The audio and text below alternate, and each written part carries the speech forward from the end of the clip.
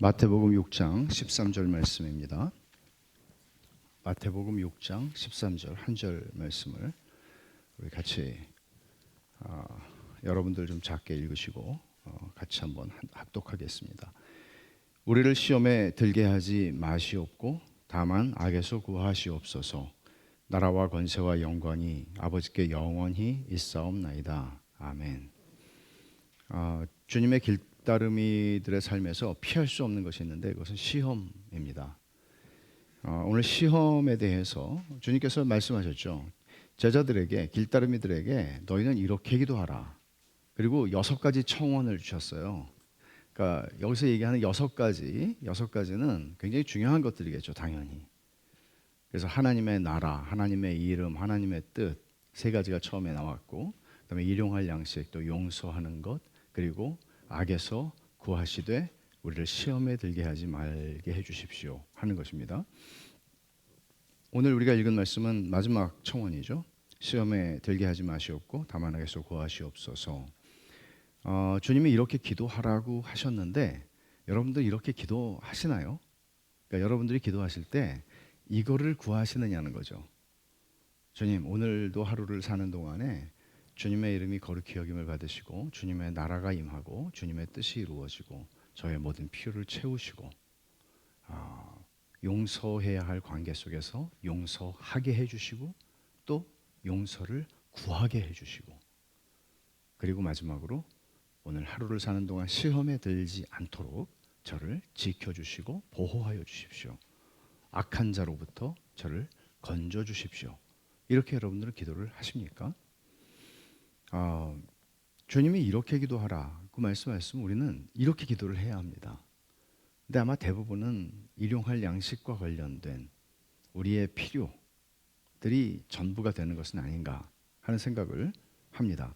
오늘 우리가 이 말씀, 시험이라고 하는 주제를 가지고 시험에 들게 하지 마옵시고 이 말씀을 가지고 생각할 때 주님이 이렇게 기도하라고 말씀하신 것이 몇 가지 아주 간단한 명제들을 우리에게 정리해 주는데 한 4가지 정도 간단하게 살펴보면, 첫째는 길따르미의 삶에서 시험은 피할 수 없다 하는 것입니다.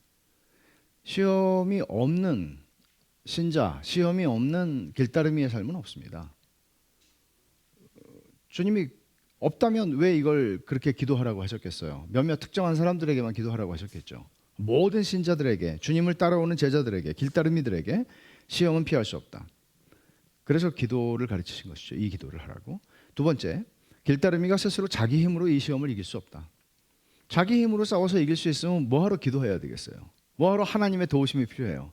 내가 얼마든지 분별하고 이게 마귀가 날 시험하는구나, 내가 넉넉히 이길 수 있지. 그럼 뭐하러 기도합니까?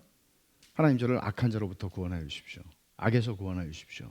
시험에 들지 말게 하시옵고 라고 기도하라는 것입니다. 3번째, 이 시험은 악한 자, 마귀로부터 오는 것입니다. 주님은 악에서 구하시옵소서라고 했는데 이 악이라고 하는 것은 인격적인 존재인 악한 존재인 마귀를 의미하기도 합니다. 그러니까 단순히 추상적인 악이라고 하는 것에서 나를 건져 주십시오 하는 것이기도 하지만 동시에 이것은 악한 자인 마귀로부터 오는 것이기 때문에 하나님, 저를 마귀로부터, 악한 자로부터 건져 주십시오 라고 기도합니다. 4번째로, 이 시험은 한두 번 오고 마는 것이 아니라 일평생 옵니다. 일평생 옵니다. 그러니까 이 시험이라고 하는 것이, 문제는 이거 같아요. 우리가 왜 시험에 들지 말게 기도하라고 하신 말씀이 우리에게 와닿지 않는가 하면은, 그리고 우리가 매일 이것을 기도하지 않는가 하면 시험의 존재를 우리는 거의 인식하지 않고 살아가고 있고, 사실은 하나님을 믿는다고 하지만 성경에서 얘기하는 마귀의 존재는 인격적인 존재잖아요. 그리고 저와 여러분들이 가지고 있는 어떤 지식보다도 더 많은 지식을 가지고 있는 건 사실이죠. 오래 살았습니다. 에덴 동산에 아담과 하와를 속인 그 존재가 수없이 역사 속에서 많은 사람들을 속여왔고 또 우리들을 여전히 속이고 있습니다.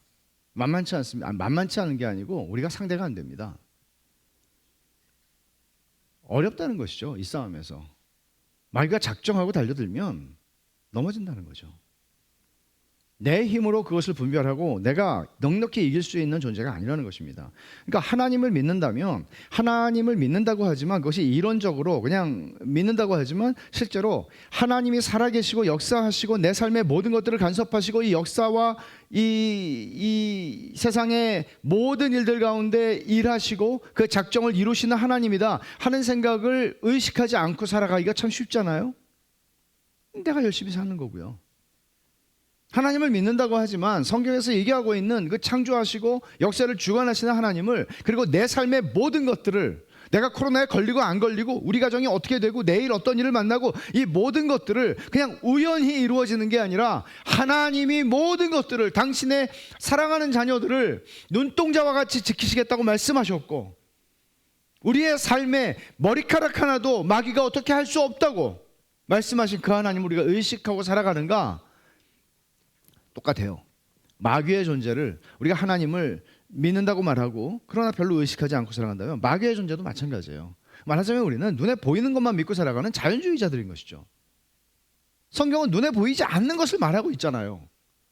근데 우리는 눈에 보이는 것만을 확인하고 눈에 보이는 것만 존재한다고, 보이는 것이 전부다, 이런 세상의 사고를 가지고 살아가기가 참 쉽다는 거죠. 이상한 그 이상한 그 미신이나 무슨 어떤 이상한 그 사이비 이런 것들을 섬기는 사람들을 보면 무속진앙도 마찬가지지만 영적인 존재들을 많이들 믿어요. 하나님은 안 믿지만.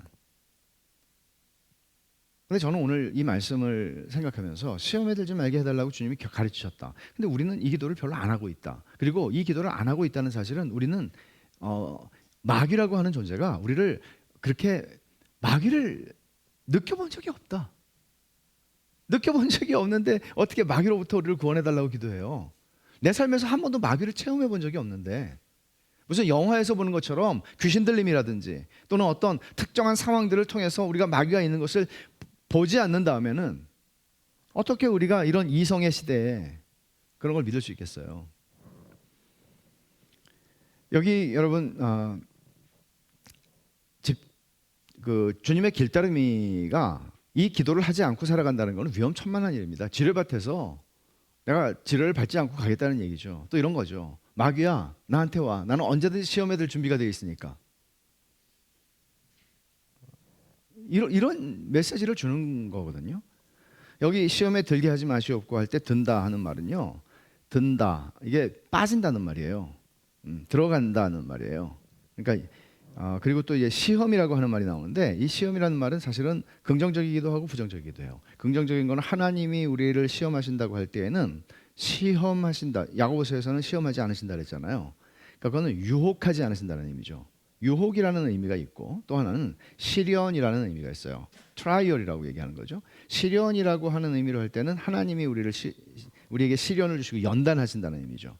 그러나 그러니까 이게 어떠한지 이렇게 좀 증명하는 그런 얘기예요.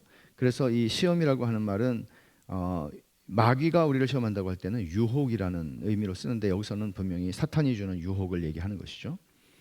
히브리서 기자는 12장에서 믿음의 주요 온전케 하시는 이인 예수를 바라보자. 그러니까 길따르미들이 바라봐야 할, 그러니까 놓치지 말아야 할 대상은 예수님이에요. 그거는 목사도 아니고 여러분들이 존경하는 경건한 선배도 아니고, 사실은 예수 그리스도를 놓치면 안 돼요. 예수 그리스도를. 눈에 보이는 어떤 사람이나 지도자가 아니라 예수 그리스도를 주목하고 우리의 눈을 거기에 고정해야 된단 말이에요. 히브리서 기자가 말한 것처럼. 근데 우리가 주님께 우리의 눈을 고정한다고 하면 주님께 고정한다는 것은 복음서에서 주님에 대해서 설명하고 있는 이 말씀들을 우리가 보는 것이죠. 그리고 십자가에 달리신 주님, 부활하신 주님, 승천하신 주님, 승천하서 하늘에 오르사 우리를 위해서 지금 기도하고 중보하고 계시는 주님을 보는 것이죠. 근데 그 내용 가운데서는 복음서가 설명하고 있는 내용이 굉장히 많습니다. 그중에서 오늘 시험이라고 하는 이 주제를 가지고 우리가 주님을 바라보면, 주님이 공생애를 시작하실 때 마태복음 4장, 누가복음 4장에는 주님이 광야에서 마귀에게 40일 동안 줄이신 후에 시험을 받으신 이야기가 나옵니다. 그 말씀을 우리는 보지 않을 수가 없죠. 마태복음 4장으로 한번 여러분 가보십시오. 4장 1절을 보면 이렇게 말하죠. 그때 예수께서 성령에게 이끌려 마귀에게 시험을 받으러 광야로 가사, 분명히 성령님의 주도권 속에 성령님이 예수님을 광야로 이끌고 가셨습니다. 그러나 이끌고 가신 것의 하나의 목적은 뭔가 하면 마귀에게 시험을 받으시는 것이었습니다.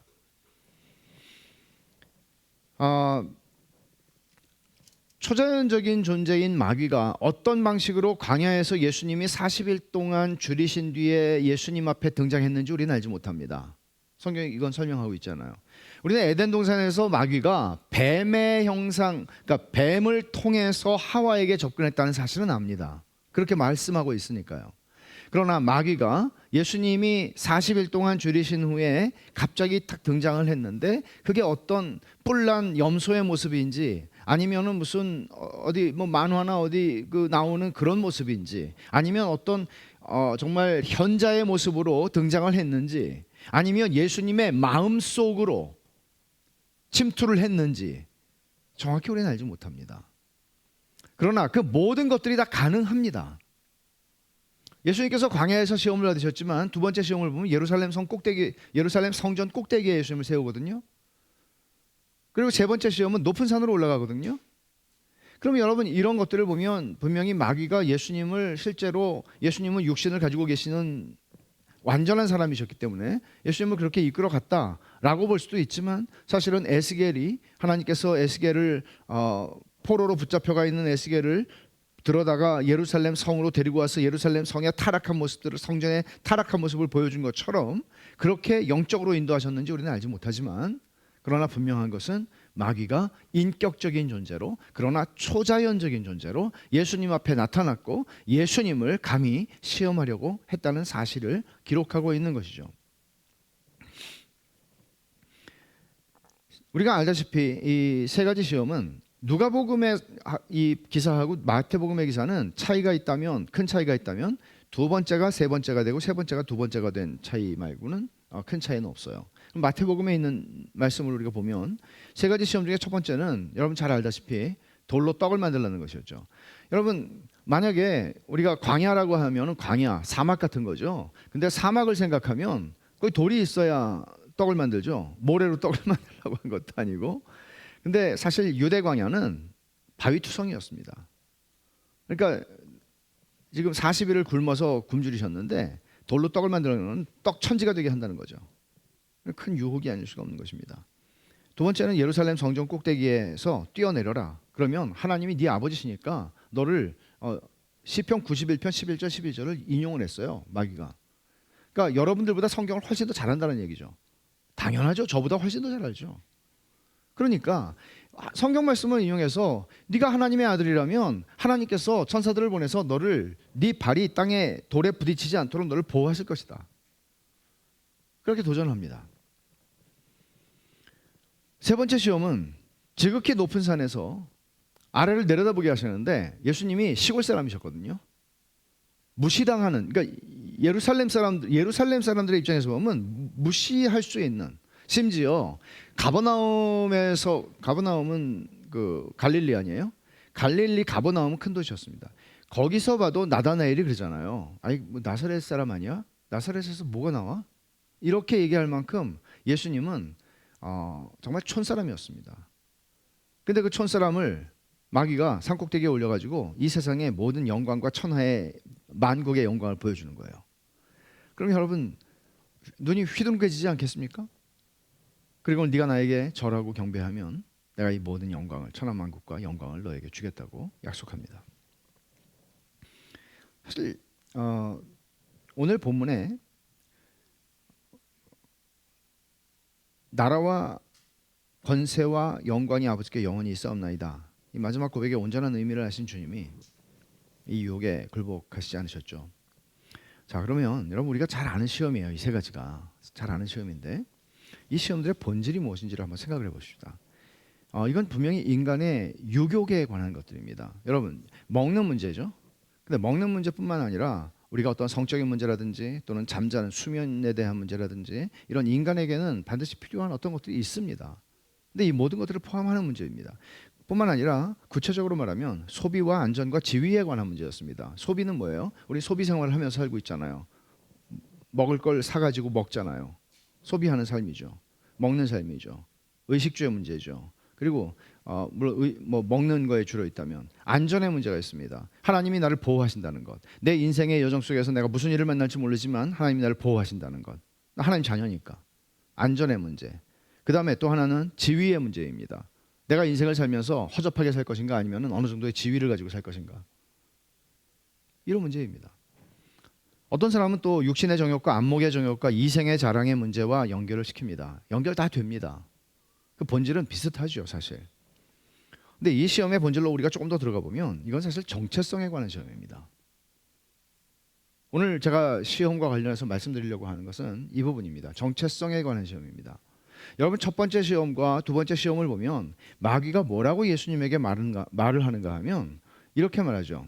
내가 만일 하나님의 아들이거든 명하여, 3절입니다. 4장 3절. 이 돌들로 떡덩이가 되게 하라. 네가 만일 하나님의 아들이 맞으면. 그리고 또 보세요.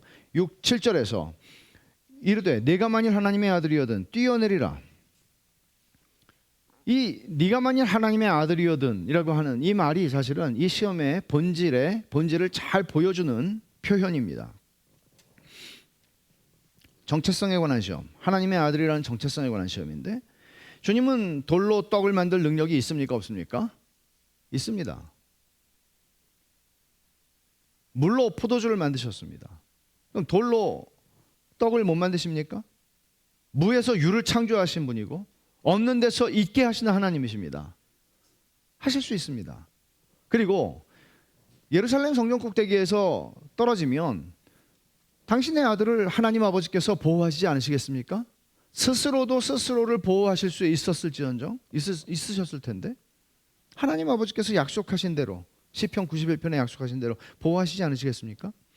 주님은 얼마든지 돌로 떡을 만드시고 또 성전 꼭대기에서 떨어지심으로써 당신이 하나님의 아들이심을 증명하실 수 있었습니다. 근데 왜 안 하셨죠? 증명하시면 되는데 왜 주님은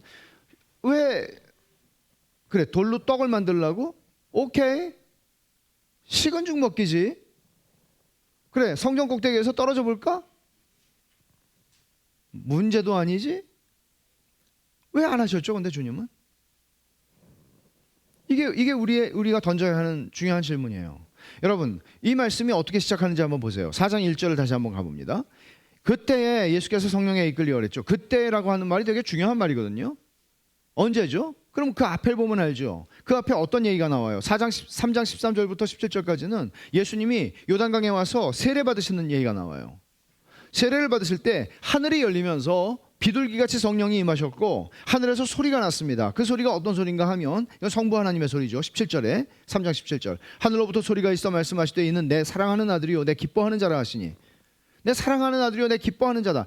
하늘에서 하나님 아버지께서 그 아들을 향해 이제 세례를 통하여 죄인들과 동일시 되신 예수 그리스도를 향해서 이는 내 사랑하는 아들이고 내 기뻐하는 자라고 하늘에서 소리가 나왔습니다. 그때에, 그러니까 어떤 사람이 이렇게 표현했어요. 어떤 신약학자는 예수님이 요단강에서 올라와서 머리에 물이 마르기도 전에 광야로 가셨다. 말하자면 세례를 받으실 때에 하나님 아버지께서 이는 내 사랑하는 아들이요 내 기뻐하는 자라고 선언하시는 음성을 들으면서 주님은 광야로 성령에게 이끌려서 가셔서 시험을 받으셨다. 그렇게 표현을 해요. 그러니까 이 무슨 얘기를 하는 건가 하면 이는 내 기뻐하는 아들, 사랑하는 아들이라고 하나님이 말씀하셨잖아요. 그러니까 주님은 네가 진짜 하나님의 아들이야? 그러면 돌로 떡을 만들어봐. 성전 꼭대기에서 한번 뛰어내려봐. 그리고 하나님이 너를 보호하시는지 증명해봐. 주님은 증명할 이유가 없죠. 왜냐하면 하나님이 인정하셨기 때문입니다. 하나님을 아버지로 아셨기 때문에 증명할 필요가 없었던 거예요. 이게 되게 중요한 부분입니다. 여기에는 공급과 보호라고 하는 중요한 개념이 있습니다. 이 시험, 마귀의 시험의 내용에는 하나님의 아버지면 줄이신 자녀에게 먹을 걸 주시지 않겠습니까? 하나님이 저와 여러분들의 아버지시니까 하나님이 우리들의 모든, 굶어 죽게 하시겠습니까? 하나님께서 지금 예수님께서 40일 줄이셨습니다. 그리고 돌로 떡을 만들려고 지금 마귀는 시험합니다. 그럼 하나님이 네 아버지면 이 정도는 돌을 떡으로 만드시는 정도는 하셔서 너에게 먹을 걸 주셔야 되는 거 아니야? 좀 이렇게 얘기하는 거죠. 공급의 문제입니다. 양식의 공급의 문제입니다. 우리는 오늘날 경제적인 삶과 연결되어 있는 문제입니다. 그리고 또 보호라고 하는 문제가 있습니다. 하나님이 너를 성전 꼭대기에서 떨어지는데, 그 위험한 곳에서 떨어지는데 죽지 않도록 너를 보호하시지 않겠어? 네가 하나님의 아들이라면. 주님은 이런 특정 조건들 속에서, 이 조건들을 통해서 하나님 아버지의 약속과 그분의 선하심을 확인하기 위해서 하나님을 시험하기를 거절하십니다. 하나님을 이런 방식으로 시험해야 할 이유가 없는 거죠. 왜? 그러니까 내가 하나님이 정말 내 아버지가 맞나? 내가 정말 구원받은 하나님의 자녀가 맞나? 그러면 내가 한번 이렇게 한번 해볼까? 하나님이 나를 건지시면 나는 아들인 거고, 아니 그렇지 않으면 나는 아닌 거지. 이건 뭔가 하면 하나님을 시험하는 거거든요. 근데 예수님은 그렇게 하실 필요가 없었어요. 왜냐하면 당신이 하나님의 아들인 거를 아셨으니까. 하나님을 아버지로 아셨으니까. 이 주님이 광야에서 시험 받으신 이야기는 사실은 성경의, 구약 성경의 두 개의 사건과 굉장히 깊이 연결되어 있습니다. 두 개의 사건이 하나의 배경이 되는 거죠. 첫 번째 사건은 에덴 동산에서 첫사람인 아담이 마귀에게 시험을 받은 이야기입니다. 사실 그 환경은 축복의 땅이었습니다. 에덴 동산은 축복의 땅이었습니다. 축복의 땅에서 마귀가 뱀을 통해서 시험을 했습니다. 넘어졌습니다. 예수님은 저주받은 땅으로 오셨습니다. 저주받은 땅이잖아요. 아담이 범죄하고 나서 하나님 땅을 저주하셨잖아요. 저주받은 땅에 오셨습니다. 두 번째 아담으로 오셨습니다. 그리고 그는 동일하게 마귀에게 시험을 받으십니다. 그리고 거기서 마귀를 이기십니다. 첫사람 아담이 실패했던 것을 둘째 아담으로 오신 예수 그리스도께서 이루신 것입니다. 또 하나는 뭔가 하면 출애굽한 이스라엘이 광야에서 40년 동안 있었죠. 40년 동안 우리가 출애굽기부터 민수기 신명기까지 쭉 읽어보면 얼마나 그 사람들의 역사가 불평과 원망과 그런 그 탄식이었습니까? 그들도 역시 마귀에게 광야에서 시험을 받고 있었던 것입니다. 그들은 실패했습니다. 주님은 참 이스라엘로 오셔서 그 모든 마귀의 시험을 이기십니다. 이스라엘 백성들이 걸렸던 문제나 걸렸던 시험의 문제나 또 아담과 하와가 걸렸던 시험의 문제나 사실은 다 비슷합니다. 먹는 것과 관련되어 있었고 정체성과 관련되어 있었고, 왜 그런가 하면 이건 조금 이따가 제가 또 설명을 드릴게요. 마귀는 세 번째로 자기에게 경배하며 천하 만국과 영광을 주겠다고 주님을 시험하죠. 주님께서 세 번의 이 마귀의 시험에 대해서 전부 다 신명기에 있는 말씀을 인용하시면서 마지막으로는 사탄아 물러가라, 하나님만을 경배하라 말씀하시죠. 마귀가 시험한 내용들을 가만히 보면 이것들은 그 자체로는 문제가 없습니다. 음식이 잘못입니까? 음식이 잘못된 겁니까? 그리고 우리가 하나님의 보호하심을 받는 거, 광야 같은 세상을 살면서 우리가 하나님의 보호하심을 받는 거, 이게 뭐 잘못된 요구입니까? 아니죠. 그리고 영광, 뭐가 잘못됐습니까? 잘못된 건 없습니다. 우리는 인생을 살면서 먹어야 사는 존재이고요, 또 보호하심이 필요하고요, 또 영광도, 여러분 누가 천함을 바라겠습니까? 영광 필요합니다. 문제는 마귀가 제안한 방식의 문제는 뭔가 하면 십자가 없는 방식이었다는 겁니다. 십자가가 없이 그것들을 다 얻어낼 수 있는 방식입니다. 십자가 없는 방식을 마귀는 제시한 것입니다. 결국 주님께서 사탄아 물러가라고 하시자 마귀는 예수님을 떠나죠. 하지만 누가복음 4장을 한번 가보시면, 누가복음 4장을 잠깐 볼까요? 같은 본문인데요, 누가복음 4장에서 아주 의미심장한 이야기를 기록하고 있습니다.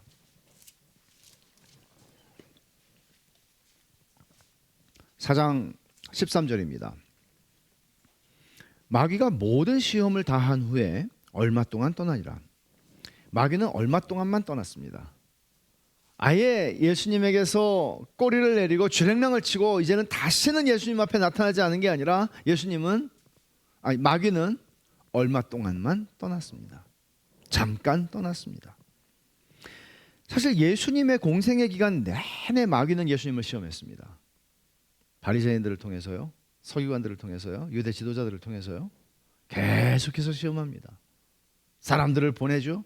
그리고 예수님을 시험합니다. 심지어는 제자들을 통해서도 예수님을 시험했습니다. 제자들도 예수님을 다 떠나버렸습니다. 배신했습니다. 가룟 유다는 말할 것도 없거니와 모든 제자들이 다 예수님을 등지고 도망갔습니다. 심지어 베드로는 예수님을 부인하기까지 했습니다. 십자가 옆을 지나는, 예수님이 십자가에 달리셨을 때 십자가 옆을 지나는 군중이 했던 말을 여러분 기억하십니까? 마태복음 27장 40절에 이렇게 말합니다. 그들은 내가 만일 하나님의 아들이거든 자기를 구원하고 십자가에서 내려오라. 여러분 들어본 말이잖아요. 마귀가 시험할 때 했던 말이잖아요. 네가 만일 하나님의 아들이거든, 네가 만일 하나님의 아들이 십자가에서 내려오라고. 똑같은 얘기를 한 겁니다. 예수님의 공생의 시작 때 한 말씀, 한 마귀의 시험. 네가 만일 하나님의 아들이라면 돌로 떡을 만들고 저 높은 곳에서 떨어져서 죽지 않는 걸 보여주고 나에게 경배하고 이 모든 영광을 취하라고. 거의 십자가가 없었습니다. 그리고 정작 예수님이 십자가에 달리셨음에도 불구하고 군중들을 통해서 마귀는 또 말합니다. 네가 만약에 하나님의 아들이라면 내려오라고. 십자가에서 죽으면 하나님의 아들인 걸 증명할 수 없잖아요. 일반적으로 우리의 생각은 내려오라고. 마귀의 시험의 핵심은 뭔가 하면 십자가가 결여되고 십자가가 없다는 것입니다. 우리는 가이사랴 빌립보에서 예수님이 처음으로 고난을 받고 죽임을 당하실 것을 제자들에게 말씀하셨을 때 베드로가 말하죠. 주여 그리하지 마옵소서. 이 일이 결코 주께 미치지 아니하리이다. 베드로가 예수님에게 항변했다고 말하거든요. 그 본문을 보면 마태복음 16장. 근데 그 항변했다는 말은 아주 그 헬라어 단어를 직역하기가 좀 민망해서 항변했다고 말한 거예요. 이 헬라어 단어의 직접적인 뜻은 뭔가 하면 책망했다예요. 베드로는 예수님을 책망한 거예요. 말도 안 되는 소리 하지 말라고. 그런 소리 하지 말라고. 어디 그런 말도 안 되는 소리를 하냐고.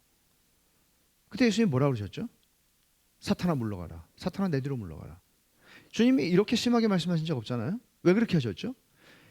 말하고 있는 베드로의 배후에 있는 사탄을 보셨기 때문이에요. 사탄이 우리에게 접근해서 우리를 시험하고 넘어뜨리는 본질, 그 시험의 본질은 뭔가 하면 십자가 없이 그 길을 가는 거예요. Everything is okay. 십자가만 없이. 십자가만 없이. 기도 많이 하고 성경 많이 보고 교회 봉사 열심히 하고 헌금 많이 내고 죽어라고 사람들을 챙기고 섬기고, 그러나 십자가만 없이. 이게 마귀가 하는 시험이에요. 그럼 여러분, 우리는 그런 방식으로 우리의 삶을 불사르게 주를 향하여 내어주는 것 같이 보이고 사람들은 우리를 칭송하겠지만 우리는 망하는 겁니다. 우리는 망하는 거예요. 사탄이 우리에게 제시하는 그 길로 우리는 열심히 가고 있는 것이죠. 마귀가 주님의 공생애 내내 십자가에서 죽으실 때까지 주님을 시험하려고 했다면 여러분, 주님의 길따르미들에게는 어떠하겠습니까? 아니, 감히 이 마귀가 주님을 끝까지, 잠깐 얼마 동안 떠나고 끝까지 십자가에 달려 죽으실 때까지 주님을 시험했다면 주님의 길따르미인 우리들에게는 오죽하겠습니까? 그리고 그 시험의 본질은 동일합니다. 십자가 없는 하나님의 공급하심, 십자가 없는 보호하심, 십자가 없는 영광, 십자가 없는 그리스도인의 삶, 십자가 없는 헌신, 십자가 없는 봉사, 십자가 없는 기도, 십자가 없는 경건 생활. 마귀의 시험은 우리의, 아까도 제가 말씀드렸지만 우리의 내면의 생각의 흐름을 통해서 우리에게 올 수도 있고요. 그리고 여러분들의 사랑하는 주변 사람을 통해서도 올 수 있습니다. 여러분 안에 성령이 계시고 여러분이 주님의 길따름이고 여러분들이 좁은 문으로 들어가서 좁고 협착한 길로 행하려 한다면 여러분들은 마귀의 주요 타겟이 되지 않을 수가 없습니다. 그래서 사도 베드로는 베드로전서 5장 8절 9절에서 이렇게 말합니다. 근신하라, 깨어라, 정신 차려, 그런 말이죠. 너희 대적 마귀가 우는 사자같이 두루다니며 삼킬 자를 찾나니 너희는 믿음을 굳건하게 하여 그를 대적하라. 이는 세상에 있는 너희 형제들도 동일한 고난을 당하는 줄 알미라. 우리 모두가 다 마귀의 타겟입니다. 사자처럼 울부짖으며 먹잇감을 노리고 있습니다. 그래서 주님은 너희는 이렇게 기도하라, 시험에 들게 하지 마옵시고 라고 말씀하신 것입니다. 이 현실을 주님은 너무나 잘 아시기 때문입니다. 바울 사도도 너희는 마귀의 간계를 대적하라, 마귀의 올무를 주의하라 여러 차례 말씀합니다. 이제 마귀의 시험의 본질을 좀 더 적용적인 관점에서 생각해 보면 이게 자기 증명의 문제예요. 정체성 문제라고 그랬죠. 자기 증명의 문제예요. 사람이 얼마나 자기 증명에 목숨을 거는 존재인가. 자기가 중요하니까요. 자기가 중요하니까요. 누가 나에 대해서 무슨 말을 하면, 특히 그게 부정적인 말일 때, 뭐 긍정적이든 부정적이든 우리 신경 굉장히 쓰죠. 연예인들이 댓글 열심히 본다는 거 아니에요? 우리는 보통 댓글이나마나 뭐 우리를 모르니까 사람들이 그런 걸 볼 필요가 없지만, 연예인들은 뭐 댓글이 1000개가 달려도 그거 다 읽어보면서 기뻐하고 막 잠이 안 오고 때로는 또 말 하나 때문에 막 죽어야 되겠다고 느끼고 그러는 거 아니에요? 그 사람들만 그러겠습니까? 우리 안에 있는 본성이 우리가 자기가 중요한 사람들이거든요. 그리고 우리는 때때로 누군가가 뒤에서 내 험담을 했다든지 나에 대해서 있지도 않은 것들을 지어내서 말했다든지 그러면 우리 못 견디죠. 못 견디죠. 입증하고 싶죠. 내가 누군지를 보여주고 싶죠. 나의 결백을 증명하고 싶죠. 그러니까 우리가 소위 시험에 드는 일, 시험에 빠지는 일이 얼마나 이 자기 정체성 증명, 자기 옳음을 증명하려는 것에 깊이 뿌리 박혀 있는가를 인식하는 건 굉장히 중요합니다. 아담과 하와는 뱀이 자기들을 유혹할 때 뱀에게 이렇게 말했어야 됐어요. 야, 우리는 하나님처럼 되기 위해서 이 열매를 먹을 필요가 없어. 이미 우리는 하나님의 형상이야. 썩어져. 이렇게 말했어야 됐어. 알아? 뱀한테 이렇게, 내가 지금 너를 관리하고 통치하고 지배하라고 하나님이 세운 피조 세계의 최고 관리자야. 까불지 말고 대가리 내려. 이렇게 얘기를 했어야 된단 말이에요. 근데 하나님처럼 된다고? 정체성의 문제라니까요. 말하자면 왜 이런 시험에 들어요? 내가 하나님의 형상으로 창조된 존재고 내가 하나님의 최고 관리자로서 왕으로서 이 땅을 통치하고 있는데 하나님이 나에게 그 주신 그 사명과 그 부르심을 인식한다면 왜 내가 이런 마귀의 뱀을 통해서 주는 유혹에 넘어갈 수 있겠어요? 넘어갈 수 없죠. 광야의 이스라엘 백성은 그들에게 잠시 물이 없고 먹을 것이 없다는 사실 때문에 정말 우리가 하나님의 장자가 맞아? 우리가 장자라며, 하나님의 맏아들이라며. 근데 왜 이렇게 고생해야 돼? 이런 방식으로 그들 중에 하나님이 계신 거야 안 계신 거야? 하나님을 시험했단 말이에요. 우리가 장자라면 하나님 이러시면 안 되지. 정체성의 문제였습니다. 이들의 문제는 뭔가 하면 먹고 마실 게 공급되고 모든 위험에서 보호하심을 받는 조건 속에서 하나님이 자기들의 하나님이심을 확인하려고 한 것이 이들의 문제였습니다. 내가 생각해 놓은 조건 속에서 하나님이 이 조건을 만족시키시면 나는 하나님의 아들이고 하나님은 나의 아버지시지 라고 확인하겠다는 것입니다. 이게 번영신학이죠. 그래서 번영신학은 사탄의 복음입니다. 그걸 알아야 합니다. 예수 믿고 건강해지고 복받고 부자 되고. 여러분, 여기엔 십자가가 없습니다. 이런 사탄의 복음이 멀쩡한 예배당 안에서, 이 거룩한 강단에서 지금도 선포되고 있는 것입니다. 무서운 얘기죠. 수많은 사람들이 아멘 아멘 합니다. 건강과 부와 형통함과 같이 눈에 보이는 현상들을 하나님의 임재와 보호와 사랑의 증거로 여기는 태도, 이것은 하나님을 시험하는 것이고 하나님을 조롱하는 것이고 우리가 마귀에게 시험을 받는, 시험에 떨어지는 바로 그 자리예요. 그래서 칼빈은 기독교 강요에서 이렇게 말합니다. 하나님을 시험하는 이제 써놨죠 여기 주보에 설교 후 묵상 질문 6번에 보면 제가 써놨어요. 칼빈이 이렇게 말해요. 하나님을 시험하는 성향이 있는 사람들은 일정한 조건 하에서만 하나님과 언약을 맺고 마치 하나님이 그들의 욕심을 채워주는 종이라도 되는 것처럼 자기네 법과 규정으로 그분을 속박한다.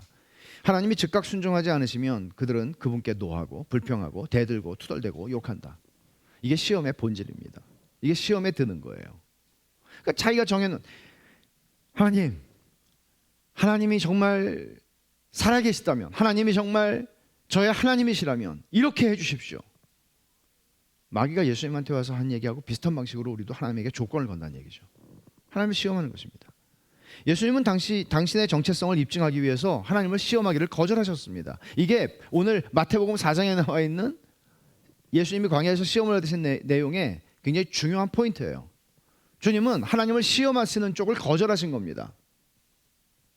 그런 방식으로 하나님을 시험할 이유가 없었어요. 왜냐하면 아버지를 아니까. 아버지를 아니까. 왜 시험해요? 여러분, 그냥 이렇게 생각을 해보세요.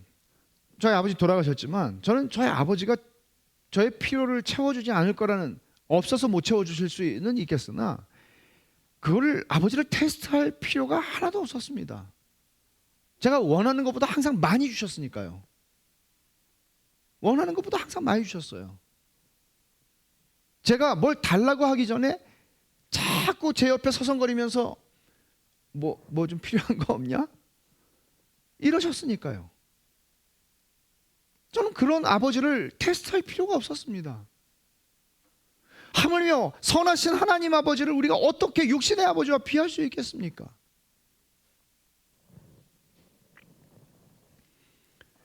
주님의 길따름이는 하나님 아버지의 공급하심과 보호하심과 그리고 모든 기업을 우리에게 약속하셨다는 사실을 알기 때문에 자기를 증명하거나 자기 결백을 입증하기 위해서 분투해야 할 이유가 없습니다. 나 하나님의 아들이야. 증명할 필요가 없습니다. 심지어 우리가 잘못하죠. 그래도 하나님이 아세요. 하나님이 아시고 그것 때문에 날 버리지 않으세요. 그걸 알기 때문에 내가 사람들 앞에서 나를 증명해야 할 이유가 없습니다.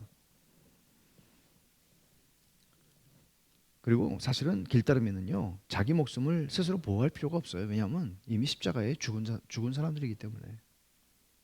뭘 죽었는, 십자가에 매달렸는데 뭘 보호해요? 뭘 나 괜찮은 사람인 걸 증명해요. 그러니까 이 모든 자기 증명의 방식이, 생각해 보세요. 누가 저보고 이중인격자라고 했다고 합시다. 그러면 우리는 기분이 확 나쁘죠. 이중인격이 아닌 거를 내가 얼마나 괜찮은 사람인지 막 가서 증명을 해야 돼요. 증인들을 데리고 가야 되잖아요. 근데 그거는 십자가가 없는 거라니까요. 나 괜찮은 사람이야. 십자가가 없어도, 설령 없어도, 나 십자가가 필요한데 없어도 괜찮은 사람. 우리의 자기 증명이라는 건 언제나 이 방식이에요.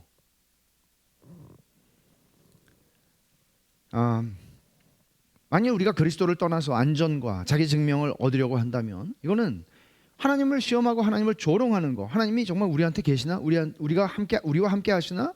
이스라엘 백성들하고 조금도 다르지 않은 것이고 우리가 시험에 넘어지는 것이죠.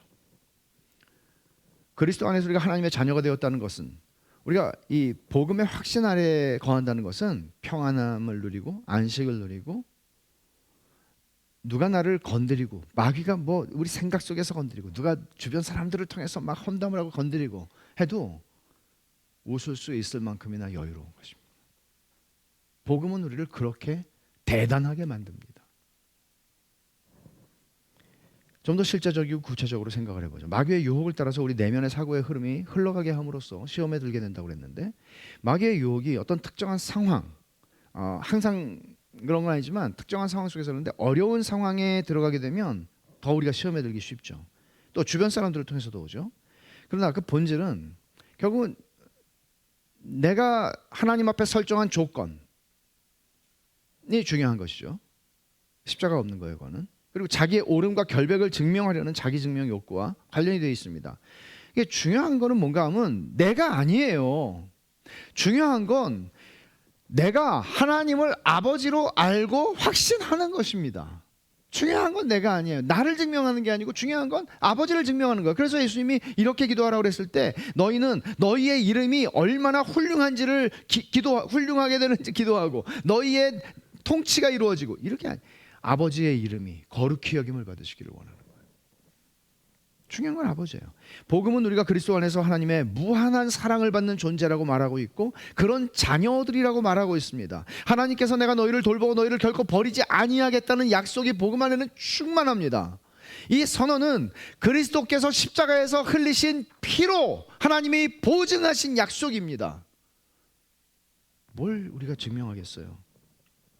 그러니까 바울 사도가 1세기에 로마의 그리스도인들이 너무나 고통과 핍박 가운데 살아가고 있을 때 그들을 위로하기 위해서 준 말씀이 뭐예요? 로마서 8장 32절이죠. 자기 아들을 아끼지 아니하시고 우리 모든 사람을 위하여 내주시니가 어찌 그 아들과 함께 모든 걸 우리에게 주시지 아니하겠느냐. 아들을 주셨잖아.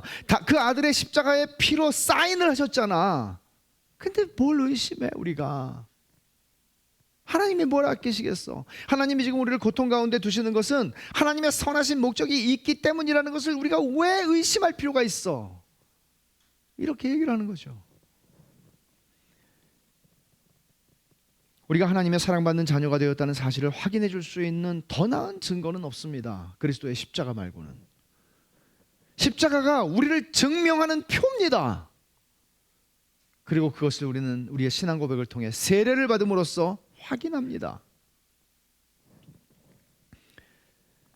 그래서 바울 사도는 우리가 비록 로마 교인들에게 말하기를 우리가 비록 매일 도살당하는 양처럼 그런 신세를 경험하고 살아갈지라도 그 어떤 것도 그리스도 안에 있는 하나님의 사랑에서 우리를 끊어낼 수 있는 것은 없습니다 라고 얘기하는 것이죠. 신자가 주님을 따르는 길따름이로서 이 복음의 사실 안에서 안식과 평안을 얻게 된다면 시험에 넘어지지 않겠죠. 그러나 반대로 이 복음 안에서 안식과 평안을 누리지 못하면 시험이 오는 족족 다 넘어지는 거죠. 다 걸려 넘어지는 거죠. 하나도 빠지지 않고 넘어지는 거죠. 우리가 하나님의 사랑받는 자녀고 하나님이 우리의 아버지 되심을 확신케 하는 복음의 이 핵심은 그리스도의 십자가예요. 주님이 광야에서 마귀에게 시험을 받으실 때 그를 물리치신 것은 그 모든 유혹의 핵심이 십자가 없는 공급이고 십자가 없는 보호이고 십자가 없는 영광인 것을 간파하셨기 때문입니다.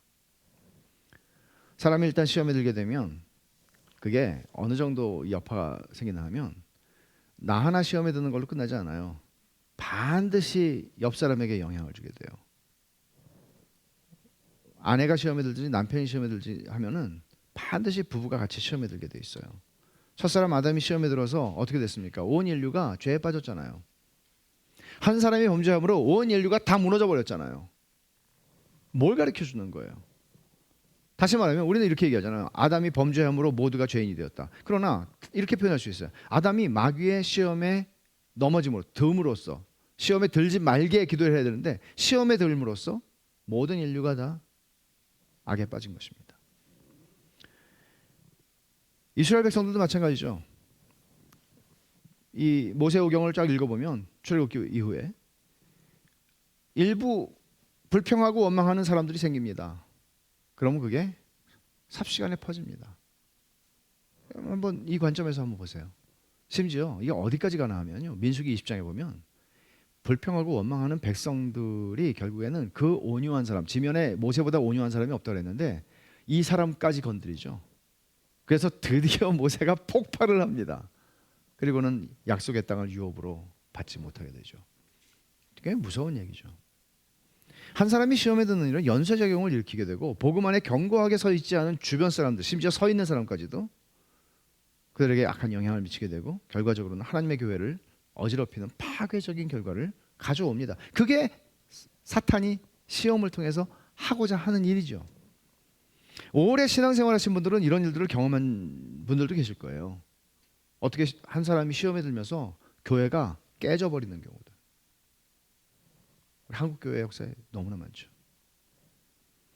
그래서 주님은 길따르미들에게 말씀하세요. 우리를 시험에 들게 하지 마시옵고 다만 악한 자에게서 구하시옵소서라고 기도하라고. 매일 이렇게 기도해야 되는 존재들이에요, 우리는. 그래서 제가 시험에 들지 않기 위해서 몇 가지 실제적인 지침을 좀 말씀드릴게요. 첫째, 성경의 근거에서 사탄의 책략을 깊이 아는 게 중요합니다. 사탄은 속이는 자이고 그 속임수는 여러분들이 척보면 압니다 이렇게 말할 수 없을 만큼 그 속임의 수가 높습니다. 그래서 바울사도는 고린도후서 2장 11절에 이는 우리로 사탄에게 속지 않게 하려 함이라. 우리는 그 계책을 알지 못하는 바가 아니로라. 성경에서 사탄의 계책을 말씀하고 있단 말이에요. 토마스 브룩스, 청교도 토마스 브룩스는 그의 책 사탄의 책략 물리치기에서 이런 말을 합니다. 깜짝 놀랄 만한 말이에요. 들어보세요. 그리스도, 성경, 그리고 여러분 자신의 심령, 사탄의 책략은 제일 먼저 그리고 가장 많이 연구하고 살펴봐야 할 최우선적으로 중요한 네 가지 과제이다. 저는 그리스도, 성경, 우리의 심령, 우리의 심령의 상태, 우리의 심령이 어떤 방식으로 작동하는지 알아야죠. 거기까지 말하는 거는 저는 놀라지 않았어요. 근데 마지막에 사탄의 책략, 이 네 가지는 그리스도인들이 가장 우선적으로 그리고 가장 많이 알아야 할 중요한 네 가지 주제다. 이걸 보면서 저는 이런 생각을 했습니다. 내가 너무나 마귀에 대해서 적게 말했구나.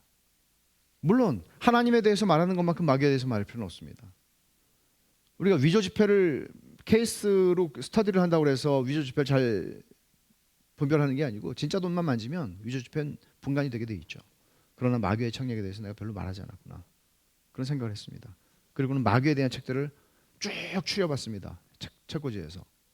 그리고 한번 마귀의 계책에 대해서 강의를 좀 해야 되겠다. 말씀을 전해야 되겠다 하는 생각을 한 번이 아니죠. 여러 번. 여러분 오늘 시험의 본질, 마귀의 시험의 본질, 예수님이 당하신 마귀의 시험의 본질에 대해서 우리가 공부한 것은 사탄의 계책을 다룬 것입니다. 여러분의 정체성과 여러분의 자기증명의 욕구와 맞물려 있다는 것입니다. 우리가 마귀에게 속지 않기 위해서 이 시험의 본질을 잘 아는 것 중요합니다. 사탄의 책략을 아는 것 중요합니다. 성경의 근거에서 예민하고 신중하게 분별하고 또 살펴야 합니다. 마귀에게 틈을 주지 않기 위해서. 두 번째, 마귀를 대적하라는 것입니다. 사도 베드로와 야고보는 동일하게 마귀를 대적하라고 말씀합니다. 여러분 안에 있는 그 자기 증명의 욕구가 발동하려고 할 때 여러분은 그것이 어디로 향할지를 알아야 하고 또 그것을 알면서 마귀를 대적하셔야 합니다. 중요한 건 여러분의 옳음이 아닙니다. 여러분이 얼마나 괜찮은 사람인지를 누군가 앞에서 증명하는 것이 아닙니다. 거기에 에너지를 쏟는 것이 아닙니다. 주님이 그러죠. 산헤드린에서 마지막에 신문을 당하실 때도 그럽니다. 네가 진짜 하나님의 아들이냐고. 주님을 계속 주님이 어떻게 하십니까? 주님이 그들과 말을 섞지 않으십니다. 하와가 뱀에게 말을 섞었고 계속 대화를 이어갔던 것처럼 주님은 그런 방식으로 하지 않으셨습니다. 마귀에게 시험을 받으실 때에도 사탄아 물러가라 하나님의 말씀을 말씀하시고는 그를 쫓아내셨습니다. 주님은 그런 방식으로 말하자면 주님이 당신 자신을 증명하시는 방식은 십자가였습니다. 우리는 주님의 길따름이들입니다. 우리도 그 방식으로 그 길을 따라가야 하는 것입니다. 아버지께서 나를 아시고 필요하실 때 나를 증명하십니다. 나를 증명하시는 분은 아버지십니다. 사람들이 나에 대해서 뭐라고 하든 내가 구차하게 쫓아가서 당신 나한테 이렇게 말했냐고 나에 대해서 그렇게 할 필요가 없습니다. 하나님이 나를 아시고요. 하나님이 나를 증명하십니다. 증명하셔야 한다면 나에겐 내가 중요하지 않습니다.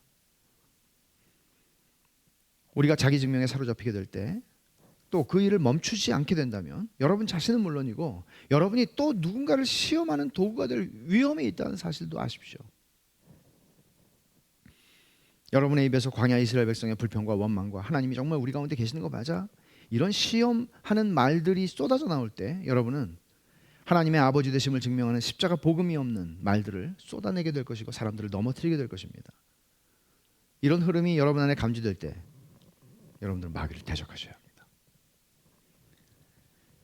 세 번째는 시험에 들지 않기 위해서 할 수 있는 가장 적극적인 방법입니다. 그것은 은혜 안에 머무는 것입니다. 바울 사도는 고린도 사람들에게 6장 1절에 고린도후서 6장 1절에 하나님의 은혜를 헛되이 받지 말라고 경고합니다. 왜 그렇게 경고를 하냐면 고린도 교회가 전체적으로 시험에 빠졌거든요. 그래서 바울은 얘기하는 거예요. 너희가 시험에 빠진 것은 뭘 반증하는지 알아? 너희가 은혜를 헛되이 받았다는 거잖아. 은혜를 제대로 받았으면 너희가 이렇게 시험에 들지는 않을 거야 라는 얘기를 하는 겁니다.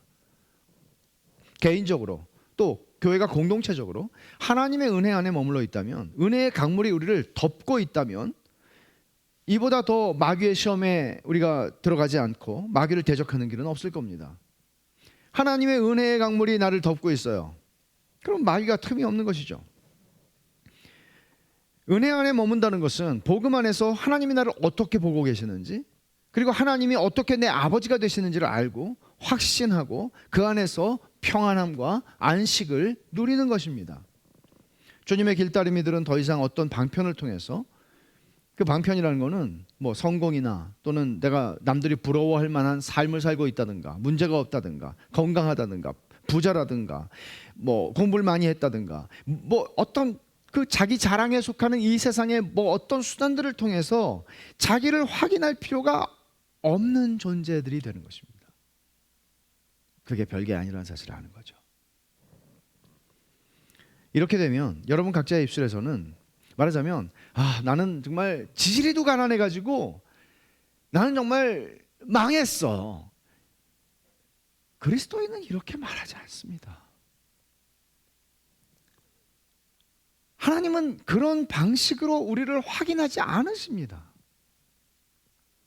여러분이 이 세상에서 어떤 성공을 이루었다 해도 하나님은 그 여러분들이 거둔 성공으로 여러분들을 판단하지 않습니다. 하나님은 그렇게 차별하지 않습니다.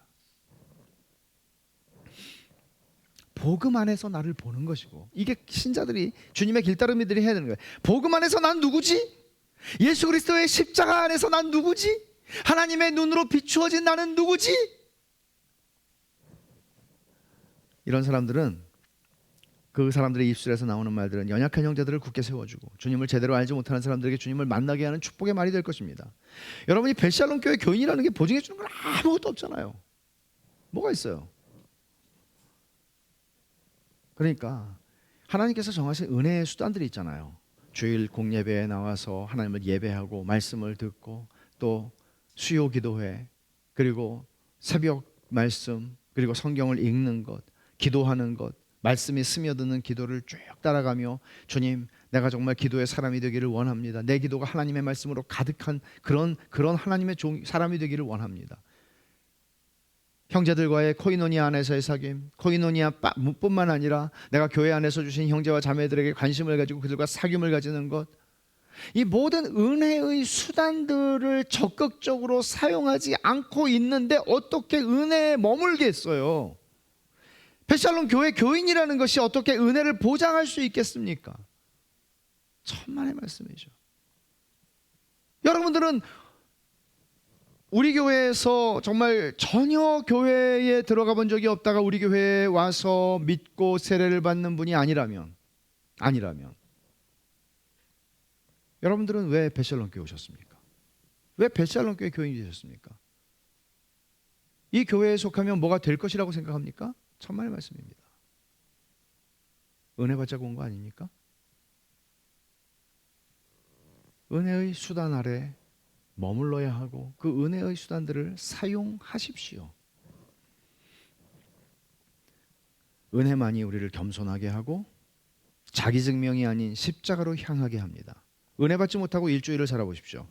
은혜 받지 못하고 2주일을 살아보십시오. 은혜 받지 못하고 한 1년을 살아보십시오. 기가 막힐 것입니다. 상상할 수 없을 정도로 나빠집니다. 마귀가 쳐놓은 덫이 가득한 지뢰밭을 걸으면서 죽지 않을 것이라고 생각하는 것과 같습니다. 마지막으로 기도하십시오. 주님이 가르쳐 주신 그 기도를 드리는 겁니다. 매일 그렇게 하십시오. 우리를 시험에 들게 하지 마시옵고 다만 악에서 구하시옵소서. 너무나 위험합니다. 우리는 이렇게 기도를 해야 합니다. 주님은 십자가를 지시기 전 그 밤에도 감람산에서 기도하실 때 제자들에게 2번이나 이렇게 말씀하셨습니다. 유혹에 빠지지 않게 기도하라고. 아니 그 중요한 시점에 주님이 지금 이 잔이 지나가게 하옵소서 하며 땀이 피가 되도록 기도하시는 그 자리에서 주님은 제자들을 위해서 2번을 말씀하십니다. 너희들 유혹에 빠지지 않도록 기도해. 2번. 우리는 자기 힘으로 마귀를 대적할 수 있는 사람 없습니다. 우리는 타겟입니다. 아마 제 생각에는 우리 중에서 보장할 수는 없지만 제가 좀 메인 타겟이 될 가능성이 큽니다. 제가 자빠지면 효과가 좋잖아요. 여러분들도 마찬가지입니다. 우리 모두가 타겟입니다. 어떻게 우리가 우리를 보호합니까? 기도하십시오. 주님이 이렇게 기도를 하라고 하신 것은 보호하시겠다는 약속입니다. 기도해. 네가 못 이겨. 그러니까 기도해. 내가 널 보호할게. 라는 말씀입니다. 여러분, 마귀의 시험 자체가 없는 삶을 살 수 있다면 참 좋겠습니다만은 그런 삶은, 그런 생각은 허황된 것입니다. 주님을 시험했는데 이 마귀가 주님의 길따르미를 시험하지 않겠습니까? 마귀의 이런 모든 시험 속에서 십자가의 길을 따라 걸어감으로써 마귀의 시험을 이기면서 가는 것, 우리의 주님이 그러셨던 것처럼 그게 우리의 부르심이고, 근데 그 문제는 뭔가 하면 넘어질 겁니다. 많이 넘어집니다. 정말 많이 넘어집니다. 어떻게 해야 될까요? 주님께서 베드로에게 하신 말씀을 들려드리죠. 그러나 내가 너를 위하여 네 믿음이 떨어지지 않기를 기도하였노니 너는 돌이킨 후에 내 형제를 굳게 하라. 베드로는 자기의 실패 때문에, 넘어짐 때문에 도리어 많은 넘어지는 사람들을, 형제들을, 그 연약한 형제들을 동정할 수 있었고 그들을 굳게 세우는 사도로서 자신의 삶을 주님이 부르시는 날까지 살아갈 수 있었습니다. 그 무엇도, 우리의 심지어 넘어짐도 주님의 길따르미들을 막을 수는 없습니다. 그 길을 신실하게 걸어가십시다. 기도하겠습니다.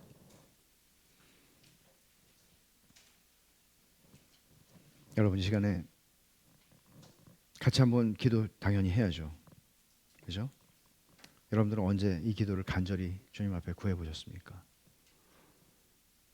아니, 어떻게 이렇게 기도를 하지 않으면서 우리는 시험에 들지 않을 수가 있는 것입니까? 아예 그냥 시험에 들어서 시험 속에서 살아가는 것은 아닙니까 혹시? 이 시간에 우리가 주님의 은혜를 구합시다. 주님이 말씀하신 대로, 주님, 매일매일 제 삶이 마귀의 시험의 대상으로 타겟이 되어서 마귀가 저를 넘어뜨리려고 하여도, 그리고 생각해보면 넘어진 것이 뭐 하루에도 수백 번 넘어지는 것 같습니다. 주님, 연약한 저를 불쌍히 여기셔서 시험에 들지 말게 하시옵고 다만 악에서 구하옵소서. 정말 주님 앞에 이렇게 구하십시다. 여러분, 이렇게 하지 않고 어떻게 우리의 신앙이 자라갈 수 있고 길따름이로서 주님이 가신 길을 잘 따라갈 수 있겠습니까? 우리 그런 은혜를 구하십시다. 같이 한번 기도하겠습니다. 아버지 하나님, 고맙고 감사합니다. 주님을 넘어뜨리기 위해서 마귀가 광야에서 주님을 시험하였는데 주님은 이 시험의 정체를 아셨고 이것을 십자가의 길이 아닌 그 모든 것들을 거절하시고 이 시험을 이기신 것을 저희가 봅니다. 하나님 아버지, 저희들은 여전히 자기 자신에게 매여서 살아가고 자기를 증명하고 자기 옳은 것을 나타내고 자기가 결백한 것을 드러내고, 하나님 아버지, 십자가보다 자기가 중요하고 하나님보다 자기가 더 중요할 때가 얼마나 많은지 알 수가 없습니다. 아버지 하나님, 분별할 수 있게 해주십시오. 십자가를 통해서 저희는 주님의 은혜를 공급받기를 원하고, 십자가를 통한 공급과 십자가를 통한 보호하심과 십자가를 통한 하나님께서 주시는 영광을 누리기를 원합니다. 하나님 아버지, 저희에게 은혜를 주셔서 이 길을 분별할 수 있게 해주시고 저희들이 분별하고 또한 이 마귀를 대적할 수 있게 해주시고 하나님 아버지, 저희가 마귀의 시험에 들지 않도록 저희를 보호하여 주시며, 하나님 아버지 십자가의 길로 끝까지 주의 길따르미로 걸어갈 수 있도록 은혜를 베풀어 주시기를 간절히 원합니다. 하나님 아버지, 사랑하는 베샬롬의 교우들 한 사람 한 사람 은혜의 수단을 부지런히 사용하게 하시고 하나님의 은혜에 머물게 하시고, 그러므로 마귀가 왔다가 거저 돌아가는 그러한 귀한 주의 백성들, 주의 자녀들 될 수 있도록 하나님 아버지 주의 산성으로 하나님께서 교회를 만드사 붙잡아 주시고 보호하여 주시기를 원하고 기도합니다. 아버지 하나님, 저희들을 인도해 주시옵소서. 하나님 아버지, 감사합니다. 우리 주님께서 너희는 이렇게 기도하라고 제자들에게 가르치신 것처럼 저희들이 오늘 저희들 시험에 들지 않도록 하나님 저희들을 지켜주시고 모든 악에서, 악한 자로부터 건져주시옵소서. 주님, 이 기도를 새롭게 저희가 배우고 또 이 기도를 주 앞에 드리기를 원하나이다. 하나님 아버지, 그저 마귀가 시도 때도 없이 저희들을 넘어뜨리려고 찾아오고 저희들을 넘어뜨리고 있고, 또 저희들은 이 싸움을 인식하지 못함으로 말미암아 오랜 세월을 신앙생활을 한다고 하면서도 마땅히 자라가야 할 만큼 자라가지 못하고, 때로는 시험에 들고 어렵고 넘어지고, 주님 이런 세월을 보낸 것은 아닌지 돌아봅니다. 하나님 아버지, 분별할 수 있게 해주시고 대적하게 해주시고, 하나님께서 저희에게 허락하신 모든 은혜의 수단들을 부지런히 사용함으로 은혜 아래 머물고 복음 안에서 확신과 평안을 누림으로 시험을 이기게 하여 주옵소서. 하나님 아버지, 십자가 없는 공급, 십자가 없는 보호하심, 십자가 없는 영광을 거절할 줄 알게 해주시고, 저희가 더 이상 자기 증명하고 자기 옳은 것 드러내고 그 싸움에서 벗어나서 하나님이 저희의 아버지 되심을 주목하고 그것을 드러내는 하나님의 자녀들이 되게 하여 주옵소서. 예수님의 이름으로 기도하옵나이다. 아멘.